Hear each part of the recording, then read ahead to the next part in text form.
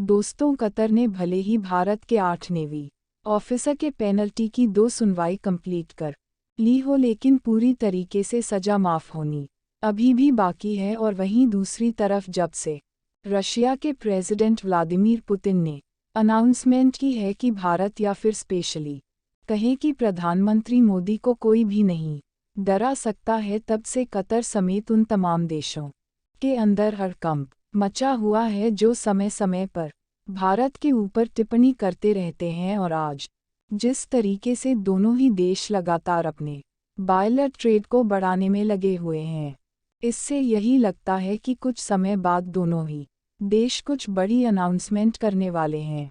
फिलहाल हाल ही में एक ऐसी खबर सामने निकल कर आई है जिसने कई देशों को सन्न कर दिया है, और इस खबर के अनुसार जो चीजें भविष्य में होने वाली थी वह समय से पहले भारत में शुरू हो चुकी हैं। पूरी डेवलपमेंट क्या है, इस वीडियो में समझते हैं। भारत जिस तरह से कतर को सबक सिखाने में कामयाबी हासिल कर रहा है, उसके लिए इस वीडियो को एक लाइक जरूर करें। साथ ही इसी तरह और भी नॉलेजेबल वीडियो देखने के लिए चैनल को सब्सक्राइब जरूर करें। दोस्तों, हम बात कर रहे हैं भारत और रूस के बीच में होने वाले द्विपक्षीय व्यापार यानी कि बायलर ट्रेड की, जहां दोनों ही देशों ने जनवरी 2023 से लेकर के सितंबर 2023 के बीच में करीब 50 बिलियन US$ के ट्रेड को कंप्लीट किया है। वैसे तो भारत का अनुमान था कि भारत और रूस के बीच में यह ट्रेड 2077 या फिर 2030 तक पूरे होंगे, लेकिन दूसरी तरफ अमेरिका और यूरोप जैसे देशों ने जितना ज़्यादा रूस को दबाने की कोशिश की, भारत और रूस के रिश्ते उतना ही ज़्यादा मजबूत होते चले गए। दोस्तों, यदि आपको याद हो तो जब रूस और यूक्रेन के बीच में युद्ध शुरू हुआ तो अमेरिका सहित यूरोप के कई देशों ने रूस के ऊपर सेंसर्स लगा दिए, जिसके कारण रूस अपना कच्चा तेल नहीं बेच पा रहा था और उसके सामने भारत एक रास्ता नजर आया, जिसके चलते रूस ने भारत को भारी मात्रा में डिस्काउंट ऑफर किया और भारत ने बड़ी तादाद में कच्चे तेल को खरीदने की प्रक्रिया शुरू कर दी। और आप समय देखिए कि जहां भारत अपनी तेल जरूरतों का 80 से 85% हिस्सा अलग अलग देशों से आयात करके पूरा कर रहा था, भारत ने टोटल कंज का करीब 40 से 50% हिस्सा सिर्फ रूस से इंपोर्ट करना शुरू कर दिया। और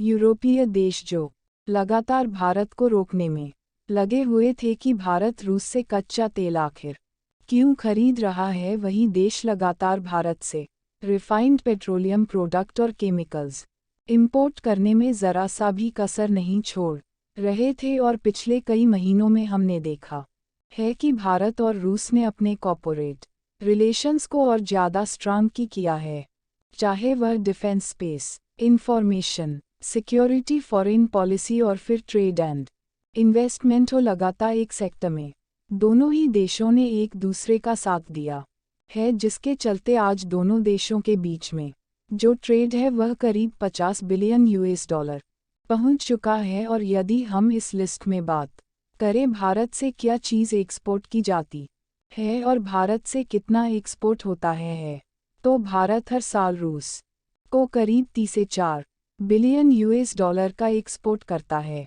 जिसमें भारत का एक्सपोर्ट ज़्यादातर electrical electronics equipment, iron, steel, coffee और टी जैसी चीज़ें एक्सपोर्ट करता है। वहीं रूस भारत में 44 से 46 बिलियन US$ का एक्सपोर्ट करता है, जिसमें सबसे ज़्यादा मात्रा है क्रूड ऑयल यानी कि कच्चे तेल की। इसके बाद diamond, refined petroleum, machine, nuclear power और तमाम चीज़ें शामिल हैं। और अब खबर सामने आ रही है कि दोनों ही देशों ने अपने रिश्तों को और ज़्यादा मजबूत करने के लिए FTA की फ्री ट्रेड एग्रीमेंट को साइन करने वाले हैं, जिससे दोनों ही देश आपस में और ज़्यादा व्यापार करेंगे। और यह ट्रेड अभी जो 50 बिलियन का है, यह 70 से 80 बिलियन तक पहुंच जाएगा। और कतर के लिए चिंता का विषय यह है कि जब रशिया भारत को कच्चे तेल पर डिस्काउंट दे सकता है तो नेचुरल गैस पर भी डिस्काउंट दे सकता है, क्योंकि रशिया के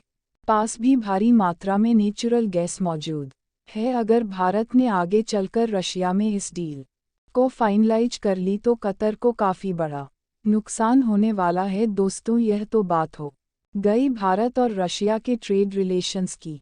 इसके अलावा भी भारत को काफ़ी ज़्यादा फ़ायदा होने जा रहा है, क्योंकि साल 2022 में भारत के पास दुनिया की चौथी सबसे बड़ी ऑटोमोटिव इंडस्ट्री थी। वहीं साल 2022 में ही इसने नई रफ्तार पकड़नी शुरू कर दी, जिसके बाद साल 2023 में भारत के पास दुनिया की तीसरी सबसे बड़ी ऑटोमोटिव इंडस्ट्री पहुंच गई। और अब टारगेट यही है कि साल 2004 में भारत के पास दुनिया की दूसरी सबसे बड़ी ऑटोमोटिव इंडस्ट्री हो, जहां ऑटोमोटिव इंडस्ट्री की इसी रफ्तार को बरकरार रखने के लिए भारत के अंदर बहुत तेजी से काम शुरू किए जा चुके हैं। और रिसेंटली ऐसी खबर सामने निकल कर आई है, जिससे भारत बड़े व्हीकल्स ही नहीं बल्कि व्हीकल्स में लगने वाले सभी छोटे बड़े कंपोनेंट्स को भी तैयार करेगा। और सभी कंपोनेंट्स अंतर्राष्ट्रीय मानकों के तहत